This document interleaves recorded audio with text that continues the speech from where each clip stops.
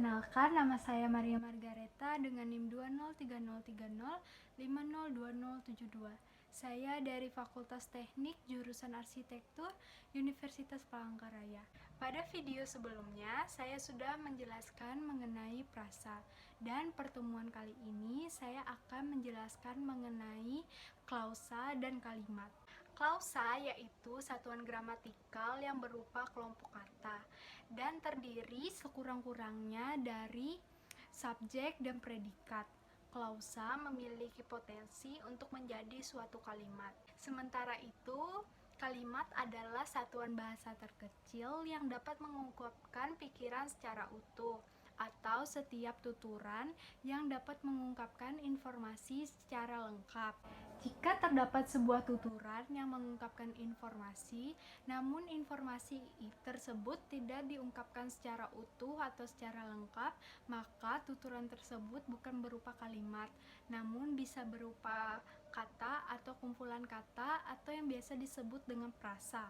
Ciri lain apabila tuturan bisa disebut kalimat apabila di dalam tuturan tersebut memiliki suatu predikat.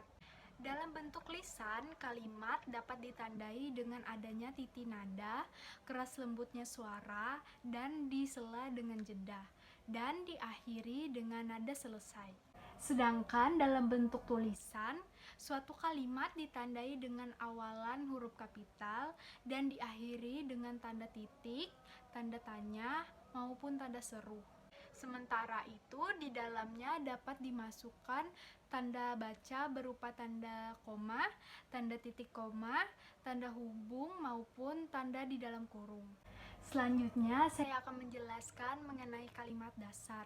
Struktur inti kalimat bahasa Indonesia ragam biasanya cukup sederhana, yaitu terdiri atas subjek dan predikat. Dan struktur inti tersebut dapat diperluas menjadi berbagai bentuk kalimat dasar. Struktur inti yang berupa subjek dan predikat dapat ditambah dengan objek, pelengkap, dan atau keterangan. Sementara itu, pengertian kalimat dasar yaitu kalimat yang terdiri atas satu klausa, unsur-unsurnya lengkap, dan juga paling lazim pola urutannya. Struktur kalimat dasar dalam bahasa Indonesia dapat berupa subjek dan predikat ditambah keterangan, subjek, predikat, dan objek ditambah keterangan, subjek, predikat, dan pelengkap, subjek, predikat, dan objek ditambah dengan pelengkap. Apabila kalimat-kalimat tersebut disusun secara benar, yaitu benar secara makna atau koherensif dan benar secara struktur atau kohesif, akan membentuk suatu paragraf yang apik. Unsur-unsur dalam kalimat yang biasa disebut dengan konstituen yaitu berupa kata, frasa maupun klausa yang menduduki salah satu fungsi dalam suatu kalimat. Fungsi dalam kalimat yang dimaksud yaitu subjek, predikat, objek, pelengkap, dan keterangan. Untuk lebih mengetahui bentuk dari subjek, predikat, dan objek juga pelengkap dan keterangan, saya akan menjelaskan ciri-cirinya sebagai berikut. Yang pertama, saya akan menjelaskan ciri-ciri subjek. Subjek adalah salah satu fungsi dalam kalimat yang merupakan klausa yang akan menjadi pokok dalam pembahasan kalimat tersebut. Subjek dapat berupa kata benda atau nomina, atau juga kelompok kata benda yang disebut dengan frasa nominal, atau juga dapat berbentuk klausa. Selain itu, subjek juga dapat diikuti dengan kata itu. Subjek dapat dicari dengan kata tanya siapa dan apa. Kata tanya siapa dapat mengungkapkan subjek yang berupa orang maupun sesuatu yang bernyawa. Sedangkan kata tanya apa dapat mengungkapkan subjek yang berupa bukan orang dan sesuatu yang tidak bernyawa. Selain berupa nomina, frasa nominal maupun klausa, subjek juga dapat berupa verba atau frasa verbal maupun adjektiva ataupun frasa adjektival. Namun, subjek dalam bentuk verba maupun frasa verbal cukup terbatas penggunaannya, yaitu hanya digunakan dalam ragam lisan maupun ragam tertulis. Dan yang lebih pentingnya lagi, subjek tidak dapat berupa preposisi atau kata depan. Apabila subjek menggunakan preposisi atau kata depan, maka subjek tersebut akan berubah menjadi keterangan. Tanda bintang biasanya digunakan apabila kalimat di sebelah kanannya tidak sesuai dengan gramatikal atau tata bahasa. Jika dalam suatu kalimat nomina didahului oleh preposisi, maka gabungan nomina dan preposisi tersebut disebut dengan preposisional. Preposisional tidak bisa dijadikan sebuah subjek, tetapi menjadi sebuah keterangan. Selanjutnya yaitu ciri-ciri predikat. Predikat adalah salah satu fungsi di dalam kalimat yang berupa bagian klausa yang nantinya akan menjadi unsur utama di dalam kalimat. Predikat di dalam bahasa Indonesia dapat berupa kata kerja atau verba, kelompok kata kerja atau frasa verbal, kata sifat adjektiva atau kelompok kata sifat frasa adjektival, ataupun kata benda nomina dan kelompok kata benda frasa nominal. Kata predikat lazimnya berada di sebelah kanan subjek. Ciri lain dari predikat yaitu dapat diingkarkan atau dinegasi. Apabila predikat tersebut berbentuk frasa verbal atau adjektival, maka dapat diingkarkan menggunakan kata tidak. Sedangkan apabila predikat tersebut berupa frasa nominal, maka dapat diingkarkan menggunakan kata bukan. Selain dapat diingkarkan, predikat yang berupa kata kerja dapat didahului dengan kata sedang, belum, atau akan. Predikat yang berupa frasa preposisional wajarnya digunakan dalam ragam lisan, sedangkan dalam ragam tulis cenderung dihindari. Bahasa Indonesia dalam perundang-undangan menolak penggunaan frasa preposisional sebagai predikat, karena apabila selain menggunakan verba maupun frasa verbal, maka subjek hukum seperti orang, perorangan, yayasan, maupun lembaga hukum tidak dapat dikenakan delik pengaduan. Kalimat yang tidak berpredikat mengakibatkan suatu tuturan tidak dapat mengungkapkan informasi secara utuh. Selanjutnya, saya akan menjelaskan ciri-ciri objek. Objek adalah salah satu fungsi di dalam kalimat yang keberadaannya sangat bergantung kepada predikat. Objek biasanya berupa nomina, frasa nominal, atau klausa yang berada di sebelah kanan predikat yang berupa kata kerja transitif atau verba transitif. Apabila predikat di dalam suatu kalimat tidak berupa kata kerja transitif, maka objek ditiadakan atau tidak ada objek di dalamnya. Objek harus ada di dalam kalimat apabila predikat di dalam kalimat tersebut berupa kata kerja transitif.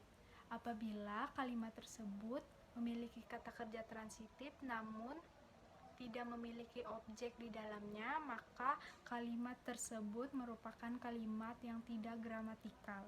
Selain menggunakan kata benda atau nomina, kelompok kata benda atau frasa nominal atau klausa, ciri objek yang lain yaitu dapat menjadi subjek dalam kalimat pasif. Sama seperti subjek, frasa preposisional tidak dapat menjadi objek, sedangkan frasa preposisional hanya dapat dijadikan keterangan. Jika frasa preposisional dapat berfungsi sebagai predikat, maka frasa preposisional tersebut hanya memiliki bentuk-bentuk tertentu, yaitu frasa preposisional yang didahului dengan awalan di, ke, dan dari. Di dalam tata bahasa baku bahasa Indonesia, verba transitif harus diikuti oleh objek. Hal tersebut berarti apabila predikat dalam bentuk verba transitif, maka harus diikuti objek bukan preposisional. Sedangkan hal lain yang perlu diketahui yaitu objek dapat diletakkan di sebelah kanan keterangan walaupun predikat yang digunakan yaitu kata kerja transitif.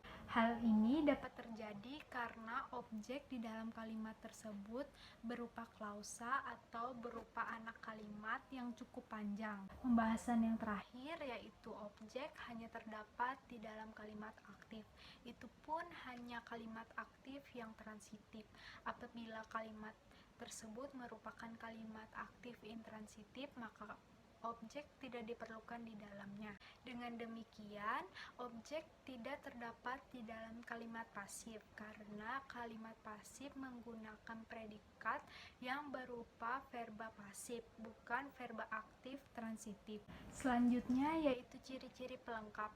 Sama seperti objek, pelengkap keberadaannya sangat ditentukan oleh predikat. Pelengkap dapat berupa nomina atau frasa nominal, verba atau frasa verbal, ataupun adjektival atau frasa adjektival. Pelengkap biasanya terletak di sebelah kanan objek ataupun di sebelah kanan predikat. Apabila predikat di dalam suatu kalimat merupakan kata kerja transitif, maka pelengkap diletakkan di sebelah kanan objek.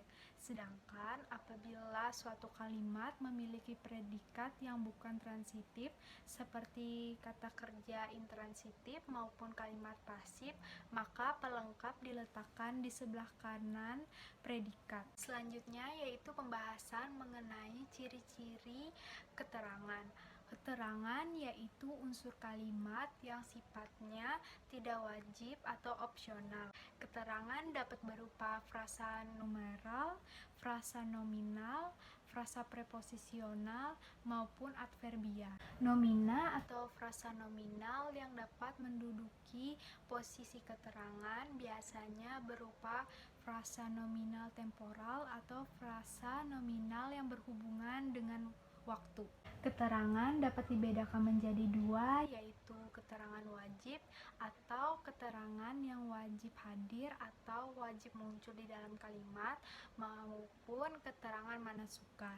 Keterangan wajib yaitu keterangan yang berupa bagian dari predikat, sedangkan keterangan manasuka bukan merupakan bagian dari predikat. Keterangan manasuka memiliki kedudukan yang sejajar dengan predikat maupun subjek.